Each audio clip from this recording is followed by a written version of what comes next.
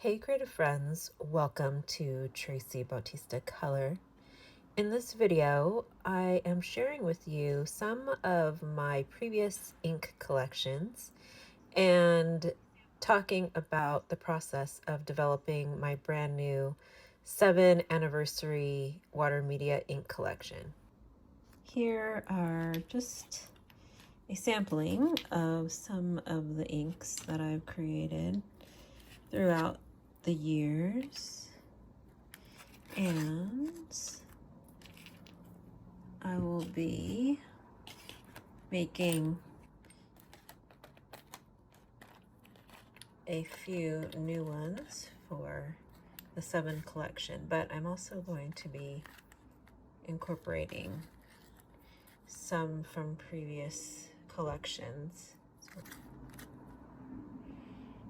And one of them is going to be ManOWar. This one is so pretty. It is this beautiful blue, but it has a chromatography or chroma shading of that really beautiful pink and lilac. And it's got a really beautiful hint of this blue shimmer. Let's see if you can see some of it's like settled down here. So a lot of my inks have a little shimmer, and so you just need to slightly rotate it and it'll start to mix into the ink, so you can see some of that blue inside there. So you can see in these swatches the color that you get when you put in a little bit of a heavy application with a brush. So there's a little shimmer in there, and then there is this beautiful undertone, this green gold undertone. Here I've got one of the really dark purples that has a little hint of the pink and mauve color and a little bit of a brighter blue when it hits the water. And depending on the paper that you use, a lot of these inks will shift either in color. Sometimes the shimmer will be more predominant. It just depends. This is a really smooth cold press or hot press watercolor paper, so you get a pretty strong feel for the shimmer. You can see some of the shimmer in that particular kind of reddish gold color, and some of the pinks that I've created.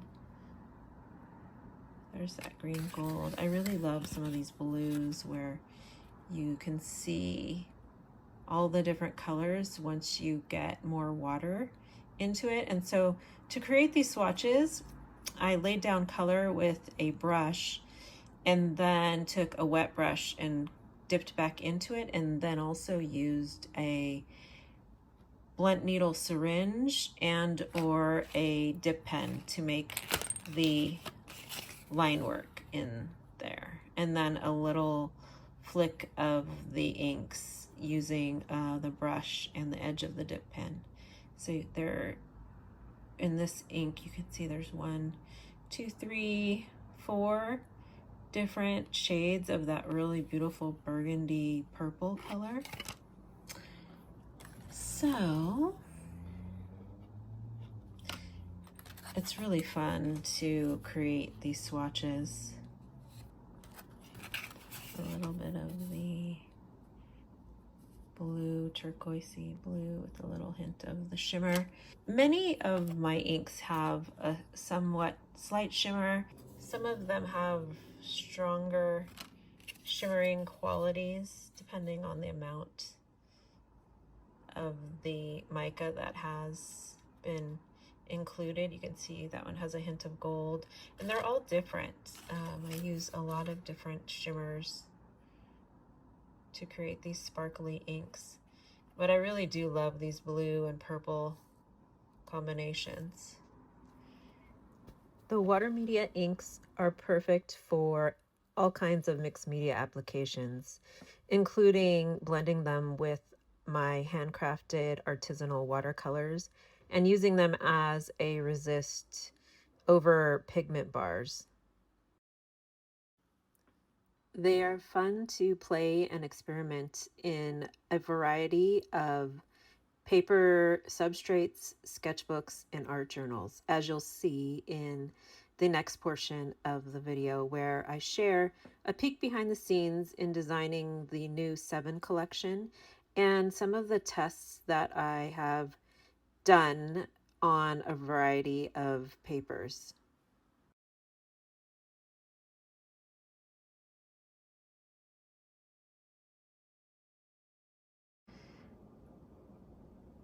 I have been designing my new inks for the 7 collection, and I thought I'd just give you a little behind the scenes peek into what goes into that, because as you can see here, I have a bunch of sketchbooks and journals on my studio table, and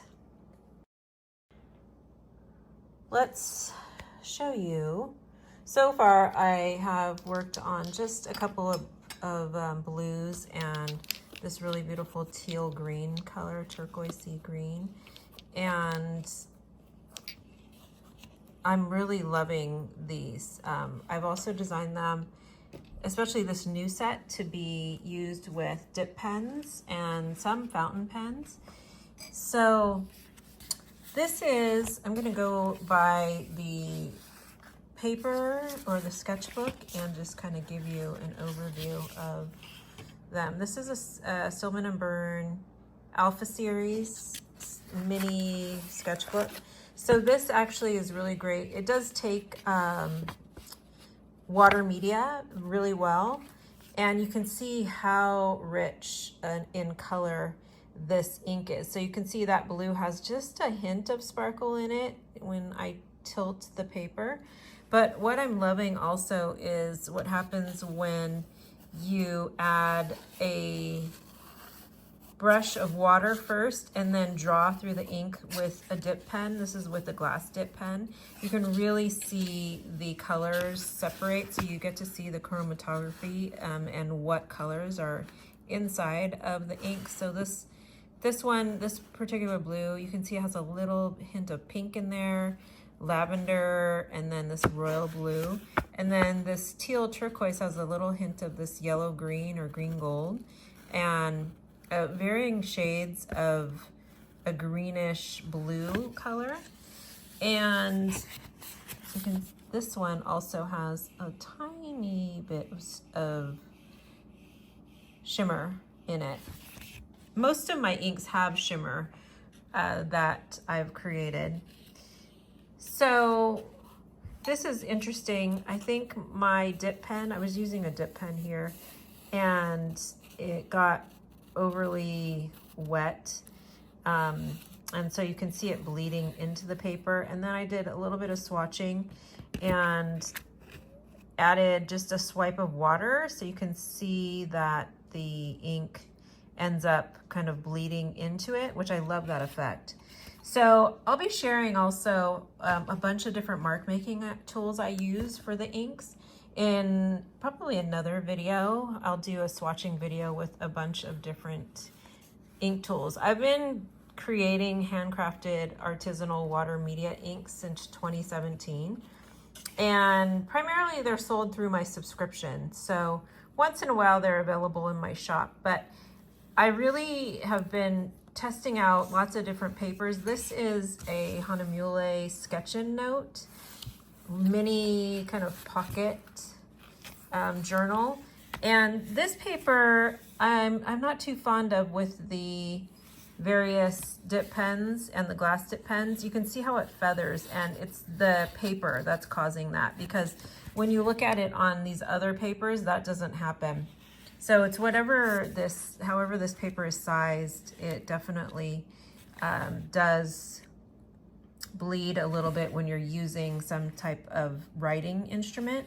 Even when you do put it down with a brush, you can see it's got a lot of texture in the paper itself. I'm not sure what this paper is made out of. I need to look it up, but this was a little bit better. This was a purple I designed for my wildflower collection, but I do love the gradation, the you can see the chromatography come out with that specific technique that I was talking about. And then this is just me changing out the inks in various dip pen or various fountain pens. So these are stub nibs mostly, I think. This is my, which one is this one? This is a Sailor pen, the Fude pen. And just trying to get a feel for how these work. This is with my favorite blunt nose syringe. I do a lot of drawing and writing with that, but you can see how it definitely bleeds. And then I've got another mixed media journal. This is another Stillman & Bird, but it's the Zeta series, so it's a little bit heavier paper. It's very smooth, and it's interesting using various fountain pens on here. Some worked really nice, like this was the Lamy pen with my my new 7 collection ink inside of it, and it wrote really smooth and really nice. I write very heavy. I'm heavy-handed and I write very fast. So when I do that with fountain pens, sometimes they'll catch. Like with the flex nibs, I'm a little rough on them. So this one on here, it didn't have as much flex, and it could be too. This is a lighter ink that I designed. This is this ink. So it's interesting because if you look at that ink in a swatch like this, it's very dark. So when you paint with it with a brush, this is what it'll look like, versus when you put it in a fountain pen, it is a much lighter, but it also has, and I don't know if you can see it, it actually has lots of different, yeah, you don't really get to see it in that one, but sometimes you can see it on various papers. You can see the different colors in that ink, and a little bit of doodling, more mark making with, I think that's the back of the glass dip pen, or a Q-tip, one of the two. And then I got these little craft notebooks from Daiso. This one is the one that has just the plain paper, and it actually is really nice. It's a nice weight, and my inks work really nice on them. I'm gonna do a full painting. This is just a swatch, and they bleed a little bit, but that is a heavy application. Here's another one, and you can kind of see through it, but it is thin paper, so, but you know, I'm not too worried about it. Certain ones, like this one, I think that's because I dipped it, so there was a lot of ink. I took my this is a handcrafted pen that I bought from Rubato. She designs these really beautiful handcrafted fountain pens, and I actually dipped it into my new 7 collection ink. So that is that teal color. It's so pretty. Look at that. So every ink on here is mine except for this one. This has the black brown from what is it called? It is Diatramentis, but I primarily use my own inks. Like this is all this new 7 collection also. So using it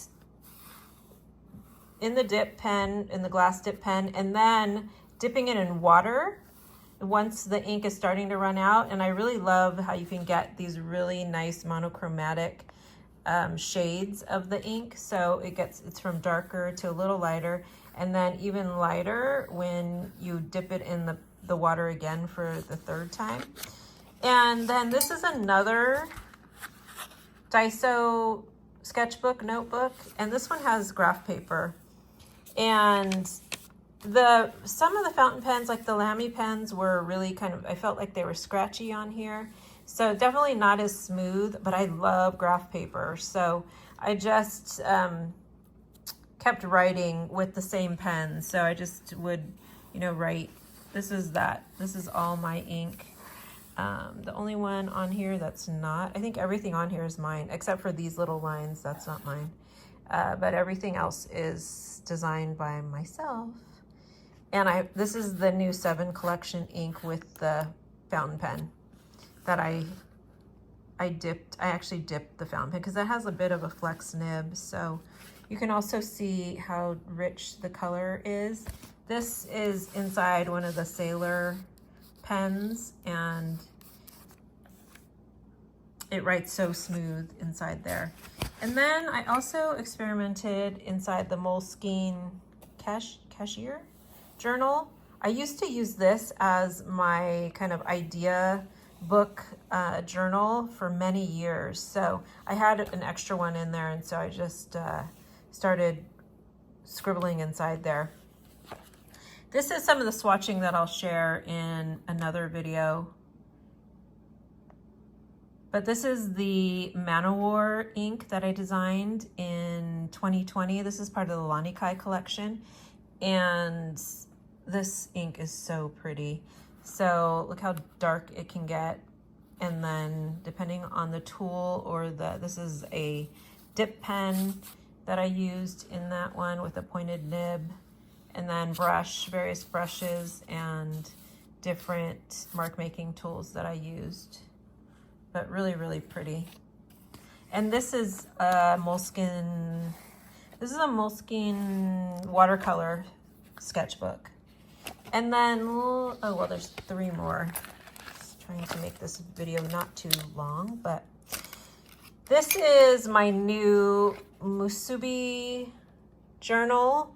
And I've got to get the name of this journal, but it's got this paper that basically turns your paints and inks almost like into looking like a gouache. You see how it gets matte looking? It's not waterproof because I thought it was waterproof, but I swiped just a finger with some water and it did smear just a little bit, but I really love this. This is a really fun one to write with write using fountain pens because it's so smooth. And every pen that I used, even my cheapy Amazon pens, I got these pens, like, I don't know, a set of them on Amazon, and they're really not very good pens, but I wanted to experiment with my inks in them, and they even write really well on this paper. So I'll get the name of it. Let me see. I don't think they put it in here, and I don't think they put a logo on here either. I think the paper is made of bamboo, if I'm not mistaken. If not, I will add in a little snippet here. But this is using my handcrafted watercolors mixed with my inks in here. And then I got a bunch of these at the thrift store.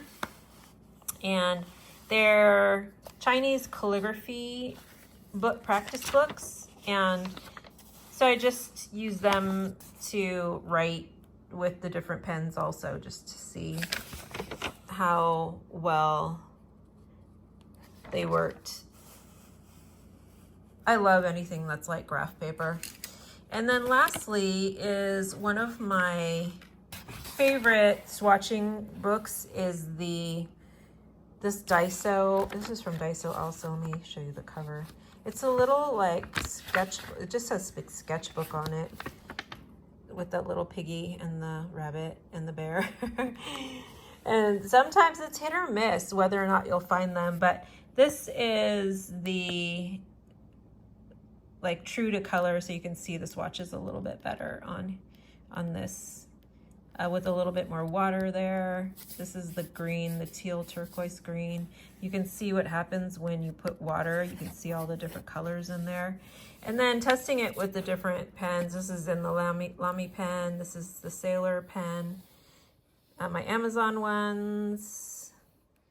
And just lots of scribbles. But see, this is what I love about the inks that I designed, because when you add the water, you can use them full strength like this, or when you add water, then you really get to see all those beautiful colors come out.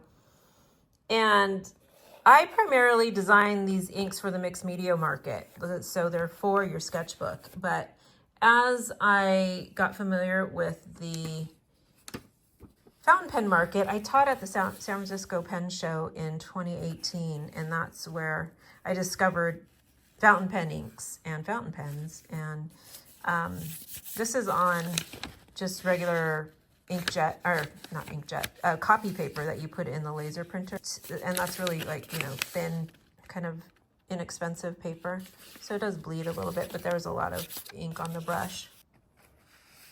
Lots of ideas and tests. If you have a variety of journals, I encourage you to do some ink swatching and pen testing, just writing onto the surface of different papers so that you can see what works and what doesn't, and you can actually then take notes or just record yourself doing this. So like here, I know that I wouldn't want to use the glass dip pen or the dip pen just because it gets feathered on that. But when I use them on this Stillman and Burn journal, it's fine. Like, look at that, 7 collection. And this was all done with that. Until here, I got here. I forgot what happened here. I think it just, I had too much ink on my brush or on my dip pen. So take some time and have fun playing and experimenting with your favorite Watermedia inks and sketchbooks, papers, and dip pens and fountain pens. Thanks so much for watching.